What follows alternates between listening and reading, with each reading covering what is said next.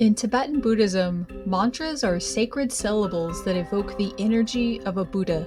We say them to wake that divine energy up in ourselves. I want to start by talking about mantras in kind of a general way. I want to talk about what are mantras, how do they work, or how does the Tibetan tradition understand that they work, and finally, how can you actually use them in your daily meditation practice life? So this is not a talk for like advanced experts or, if you've, I practice in the Tibetan tradition. So we use a lot of mantras in our practice, and so this is really more basic than that. We're going to talk about mantras in terms of general principles, and I will offer you a couple of different examples of mantras that you can use toward the end of this video / live session. So welcome everybody. It is lovely to see people's little icons as you join this session. So the first thing I want to talk about is actually just what is a mantra? And I want to be clear that I'm talking about this topic really from the perspective of Tibetan Buddhism. So if I were going to do this as like a more secular oriented talk, I would have a very different answer for like what is a mantra. But I'm going to go straight up traditional. We're going to talk about sacred beings like Buddhas and Bodhisattvas and sacred energies and the fact that we all have Buddha nature. Vivek says, love that white Taratanka. Thank you. Vivek recognizes my white Taratanka. There's also a little bitty green Tara that in your screen probably is on the top left. There's a Mahakala, I think an Amitabha at the top. So I've got a bunch of Buddhas joining me for this session. So I am not a Sanskritist. But one of my teachers, Harvey Aronson, is a Sanskritist, or was earlier in his career. And the explanation that he's given that it clicks with me for mantras and what they mean traditionally is that the word mantra in Sanskrit comes from the two words manas traya. And manas means mind, and then traya in this context means to protect your mind. So like the basic function of a mantra is to protect your mind. So what does that mean? In the context of Tibetan Buddhism, and you've probably heard me talk about this before if you are following me on Insight Timer or if you follow my YouTube channel or podcast or whatever, I've talked about Buddha nature because it's super, super important in Tibetan Buddhism. But basically, the reason that mantras protect our minds is that they remind us that we are already Buddhas. They remind us to try to inhabit that like sacred spiritual space or that sacred identity within us instead of getting drawn into kind of the daily humdrum laundry list, I have to buy groceries and make dinner and blah, blah, blah kind of mindset that we all get stuck in. That is definitely one aspect of who we are. That's like the conventional truth of our being, but our ultimate truth is Buddha nature. And that just means that all of us are already Buddhas. So at the most basic level, what we're doing with mantras is reminding ourselves of who we are.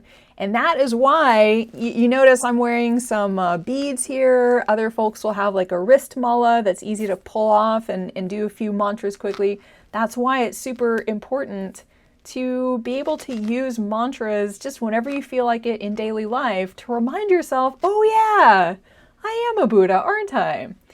So what we're going to talk about today really is this meaning of mantras as sacred syllables that evoke the energy of deities, or in Buddhist terms of Buddhas. They evoke sacred energy. So in the traditional sense, a mantra, so we're going to talk about Green Tara's mantra, and on Thursday there's going to be a practice. Yeah, Vivek says we all inherently possess Buddha nature. Exactly. You can't lose it. It doesn't go away. We can die thousands of times. We can be horrible dictators in multiple lifetimes. We still have Buddha nature, and sooner or later we're going to kind of arrive back home in that Buddha nature. So as I said, on Thursday we're going to talk about Green Tara's mantra, which is Om Tare Tuttare Ture SOHA. That's the Tibetan pronunciation. And it's a very sacred mantra. It's connected with the energy of like a swift, compassionate female response to suffering. That's who Green Tara is. She's female, she's green, she's very like rapid in her response. And it's said that she saves from fears. So I like to interpret that as saving me personally from anxiety. Back in the day, she was said to be, powerful enough to save you from the fear of elephants or the fear of floods, which is a pretty real thing still these days. So when we say the mantra, for instance, of Green Tara, Om Tare Tuttare Ture SOHA, like the original idea of what we're doing is that each of those syllables is like the syllable itself, when you say it, the energy of that speech is the energy of that Buddha. And I know a lot of times people want like translations of mantras. Everybody wants to know what they mean. Green Tara's mantra really just means I bow to the liberator Tara. But it's not about a literal translation. Like in this sense of what a mantra is, every single syllable of that mantra is sacred, first of all, because it's Sanskrit. So you never translate a Sanskrit mantra. Like Tibetans didn't translate it into Tibetan. We don't translate it into English or any other language that's modern, because the idea is, at least for Tibetans, that really Sanskrit like holds the energy, it holds the sacred energy of those Buddhas, of other deities in the syllables. So the syllables themselves are the energy of Green Tara, for instance. And I just want to say this whole topic of mantras and doing, deity yoga practice, all of this falls under sort of the umbrella of Vajrayana Buddhism, which you might also call Tantric Buddhism. And the thing to know about that is a lot of these, to really do the practices and go down deep, you kind of need to have a basis already in the tradition. There are some preliminary practices you need to do. Optimally, you would get what's called a wang, or like an initiation into that deity that you wanted to do practice in. So like if you wanted to really dive deep into the practice of Green Tara, the best way to do it would be to find, a teacher, study with them, eventually take transmission for Green Tara, and then be able to do that practice. But most of us nowadays, I think, don't necessarily have access to a teacher that easily. Probably a lot of folks have never received that initiation. I've received it. Like, I've done a lot of practice on Green Tara, and I really love her. So, I'm kind of speaking from my experience, having dived into that type of practice of Green Tara. But this is super important. You don't have to have that initiation. You don't have to have, a teacher and a lineage and all that, just to use these mantras in a basic way and get started. So that's all we're doing today. I just want to make that clear going into it, so that if you're wondering, are we transgressing any rules? Because there are certain rules and restrictions around, who should be doing what practices. No, we're not. We're just going to do a very basic version of a little bit of Green Tara practice, just a little sample today, and then a little bit more on Thursday. But in Tibet and in Tibetan cultures, Green Tara is widely beloved. Everyone loves her. Everyone can say her mantra, and it's okay. Just wanted to put that out there. Okay, so the definition of a mantra is that it protects your mind. And most basically, it protects your mind from falling into a sense of your ordinary self. So the point of saying Green Tara's mantra, for instance, is that we remind ourselves, like, there is that energy within us that is already compassionate, is already awakened, already has the capacity to just respond with whatever is needed in a given situation. That's what we mean when we say everyone has Buddha nature. So does that make sense? please feel free to leave a comment or a question if that doesn't make sense to you. And I've also now talked a bit about the second point that I wanted to cover, which is like, how do mantras work? Oh, hello, Shruti. Hello. Greetings, greetings. I think you're joining from India, right? We have a couple of folks from, you know, what Tibetans think of as, well, what is the home of the Dharma and what Tibetans think of as like the source of their tradition. So we were talking about like, why do mantras work? And I guess the first thing we should talk about is like, what are mantras supposed to do for us? So we've talked about that a little bit in terms of protecting the mind. Oh, thank you, Shruti. That's very kind. We've talked about protecting the mind, reminding ourselves of our true nature, our Buddha nature. There's another side of this too that I just want to say, and you know, I think to maybe a lot of like modern people who have been raised in like more of a scientific context, this might not make as much sense or might not feel intuitive. But I've been practicing, you know, these sorts of practices for a long time, and I feel convinced now that when we say these mantras, we're not just influencing our own body, our own mind, our own energy system. I really think there's also an element of reality that responds to us. So whether you want to call that Buddhas, whether you want to call that God or the universe, you know, the energy of all that is, there is something that when we call on it with these mantras, these sacred syllables, it resonates. Like, I think there is a result that shows up. I want to actually, Joshua, I see your question. I'm going to answer it in 1 second. But I wanted to share a story first. So I practice in the Nyingma school, the old school of Tibetan Buddhism, and a very important figure for us is called Guru Rinpoche, and he's considered like, you know, the person who spread Buddhism, at least tantric forms of Buddhism, from India to Tibet in about, you know, the 8th century of the Common Era. So anyway, he's super important. His is a mantra I've said just so many times. It's really beloved in my tradition. So one time I had flown to Nepal, and when you get into Nepal, at least like flying from Houston, I always get in at like 2 o'clock in the morning or some ridiculous time when there's like nobody on the streets. And, you know, in this case, I had already arranged, like I had a prepaid taxi. So there's somebody who came to the airport to, no, wait. I think I hadn't. I think I prepaid a taxi at the airport, taking me to, Vivek says, wow, I'm inclined toward the Gaelic school. They're all great. They're all wonderful. This just happens to be where I landed. So anyway, it's the middle of the night. Like, I hire somebody at the airport to take me to my guest house. And I'm like, do you know where this is? And he's like, yes, sure, no problem. And it's him and another person. So there's like actually 2 guys in the car with me. I just got off like 24 plus hours of travel. I'm wasted.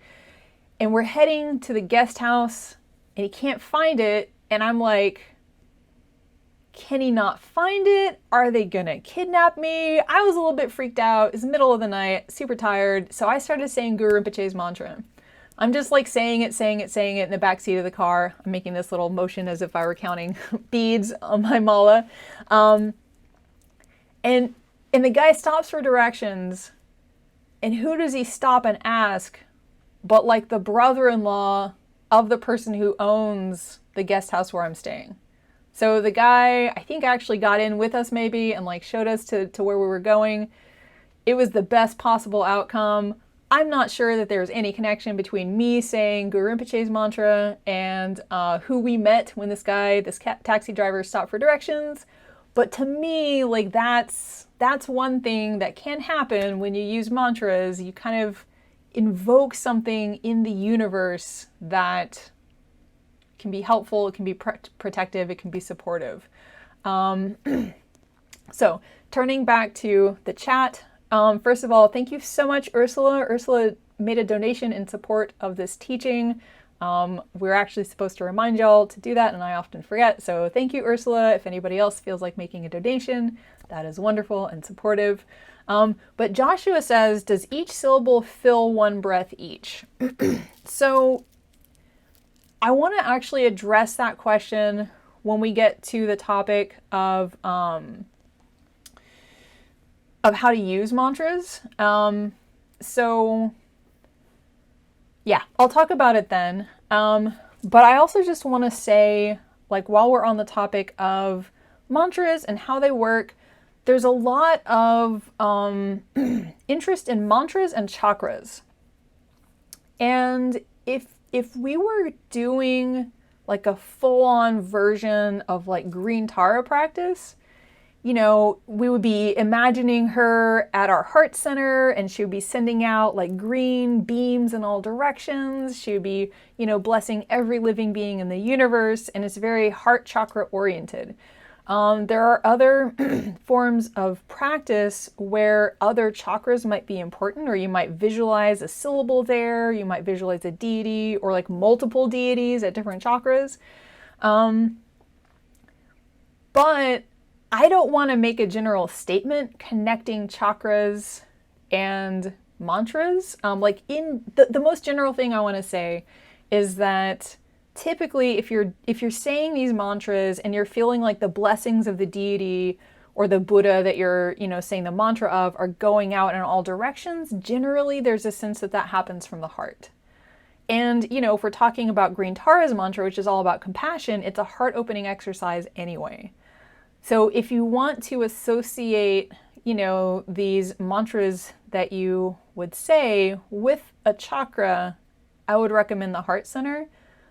There's tons of different practices, different mantras, different ways of connecting the mantras with the chakras, and it's kind of too much to talk about right now. But just, you know, one of the questions in the group that I have, it's the circle on Insight Timer, which is called Buddhist Wisdom Modern Life. Everybody's welcome. It's a public one. You can join at any time. One of the questions was, you know, what's the connection between chakras and mantras? Excuse me.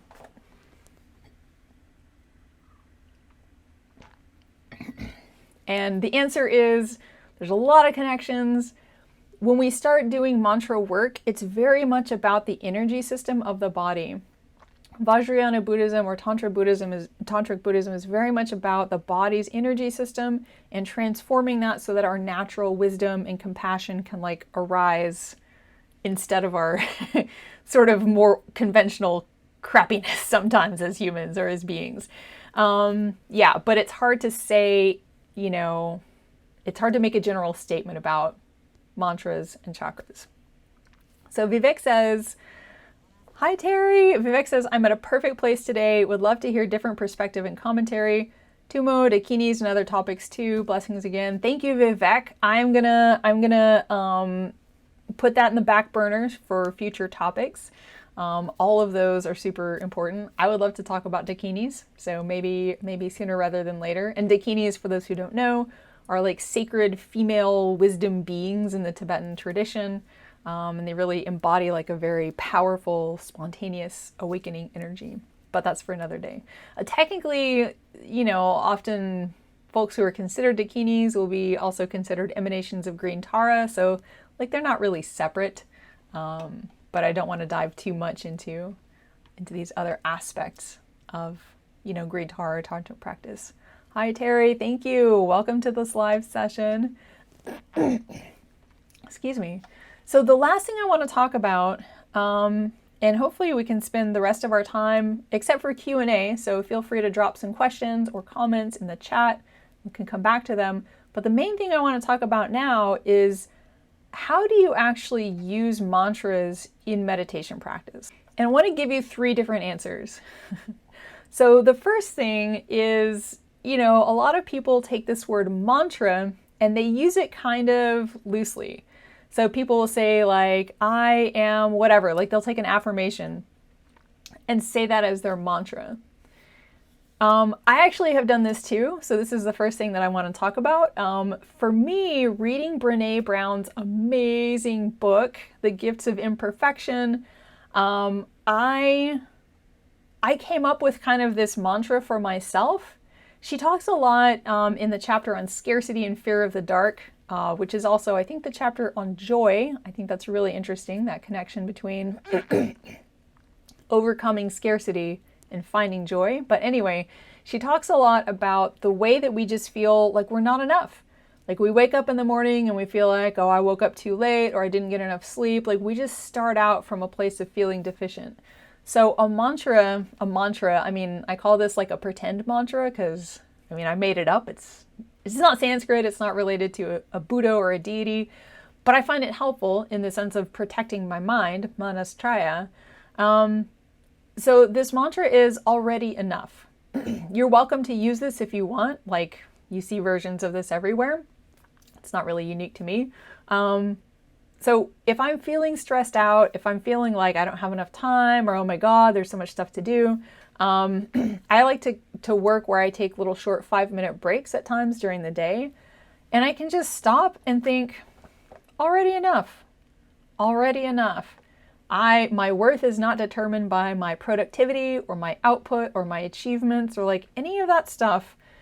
I am already enough. It's a return to me to like a more conventional sense of Buddha nature, you know, to this sense that there is already something worthwhile and wonderful within each of us. So that's one way that you can use mantras in your meditation practice. And it can be whatever mantra works for you, but I just have to say this, like, I think a lot of these affirmations that people take as mantras, you know, if you're thinking like, I am going to be rich, or I'm going to finally arrive at whatever accomplishment you're trying to arrive at, personally, I feel like there's already an element of lack in what you're saying. You know, if you have to have X amount of dollars in your bank account to be okay as a person, then that means you're not okay right now. Like it feels like a way of denying your own Buddha nature. So I prefer something like already enough that doesn't have any goal. It's not oriented towards something else. It's just where I am right now is actually fine. And it's hard to keep that in mind, I think, in our modern fast-paced context. Yeah, Ursula says, for me, mantras help to go into deeper concentration and meditation. Yeah, so this actually is a good kind of bridge to the second and third ways I want to talk about, which are, you can use a really simple mantra, something like OM, to kind of orient your mind toward what is sacred. So I think we all know OM. There are different interpretations of OM. There's some great commentary on OM. It's more in the Hindu context, and I don't really feel super qualified to talk about that.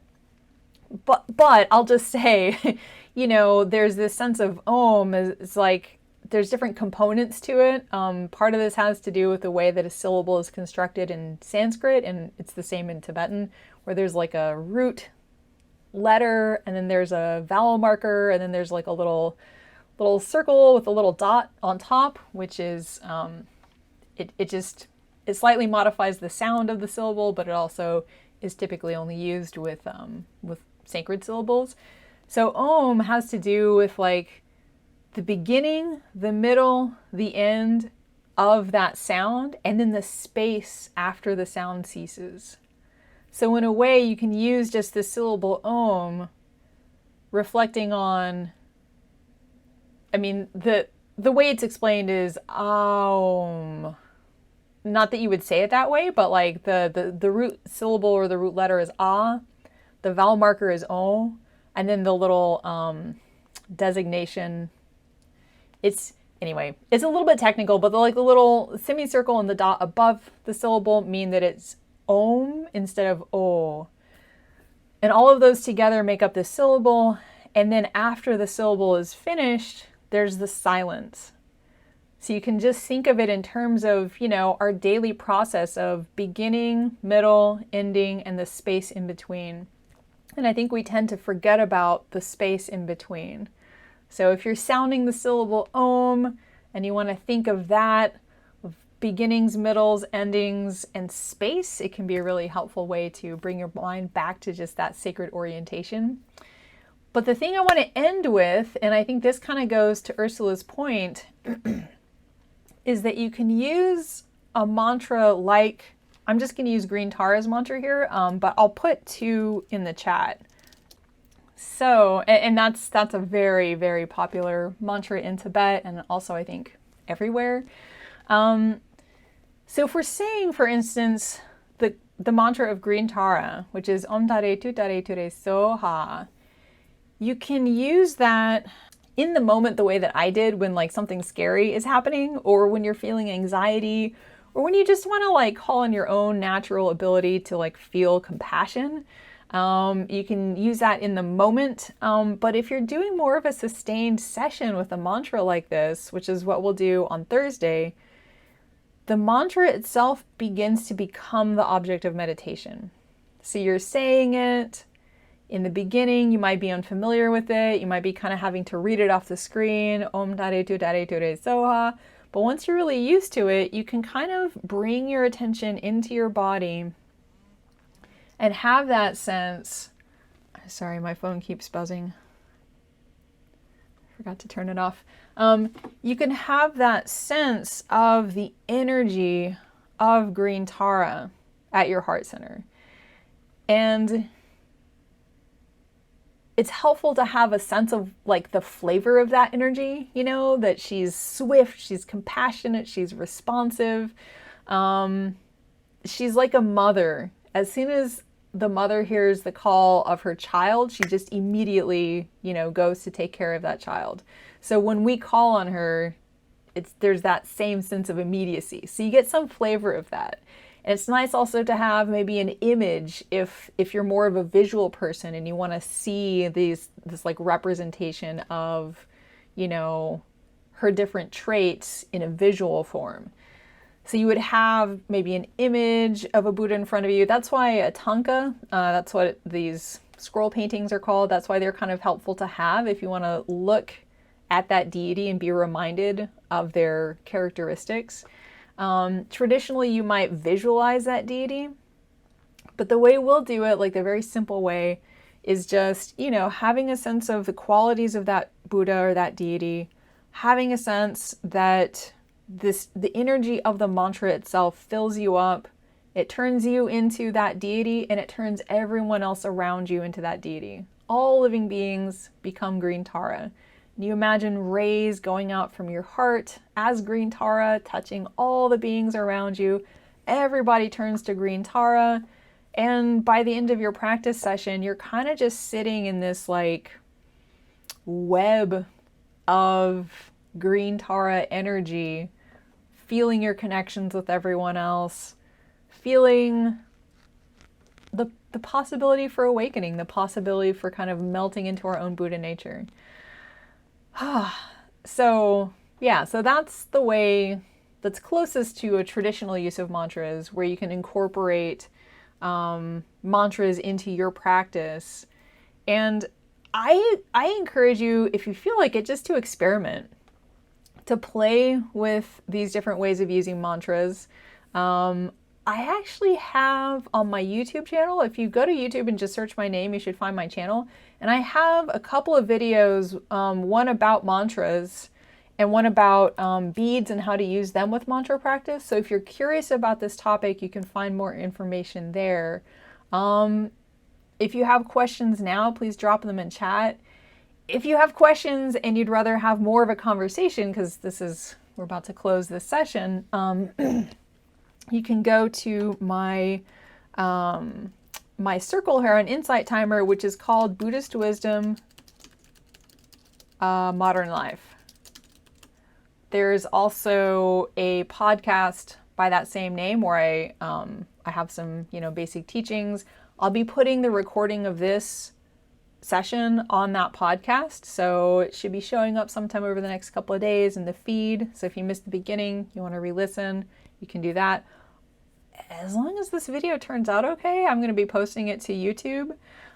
So you can also, find it there in a couple of days.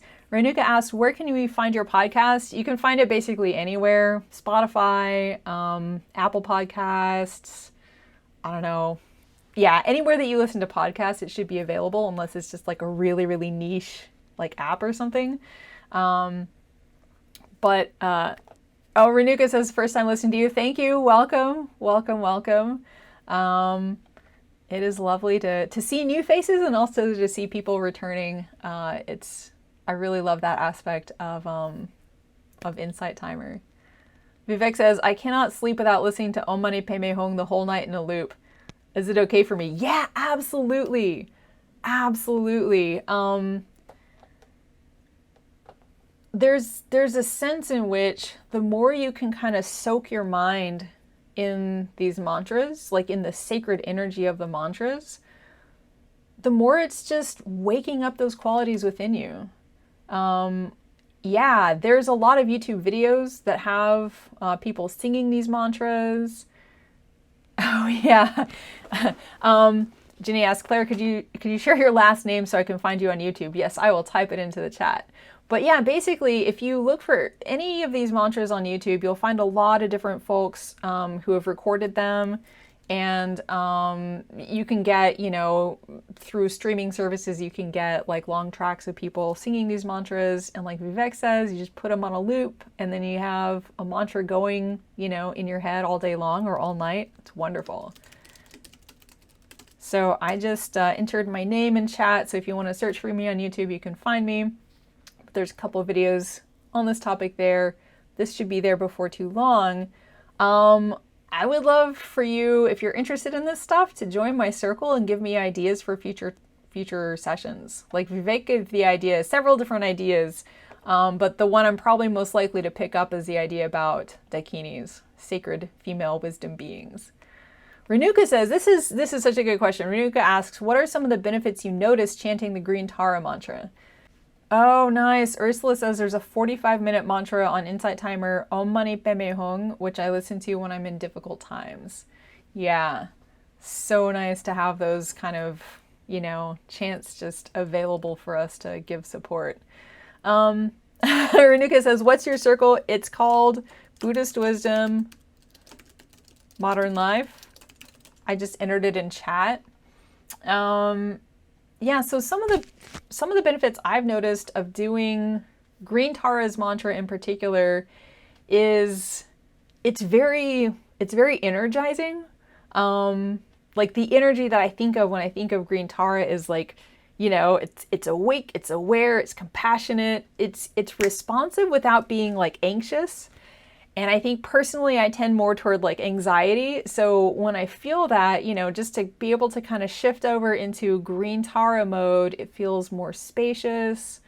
It's still a very like, let's get some stuff done kind of energy, but it's not wrapped up in that small sense of self. It's more of like a spacious feeling of just allowing that energy to flow through instead of, I have to make everything happen. So I hope that's helpful, Renuka, in terms of like, what benefit have I personally found? Renuka says, I will see you in the circle. Woohoo! That's awesome. I love having people join. And I love also having topics suggested for future talks or meditations. So if you feel like joining, you're always welcome. All right, we've gone long. I meant to wrap this up at 30 minutes and it's already gone to almost 37. So I need to wrap it up, but thank you so much for joining. I hope this helps you start experimenting with mantras, or if you're already using them, I hope it helps to understand better. You'll find a lot of different mantra meditation tracks on Insight Timer or on YouTube, different places, even, music services. So I hope you find something that'll help you experiment with mantras, and I would love to hear how that goes for you.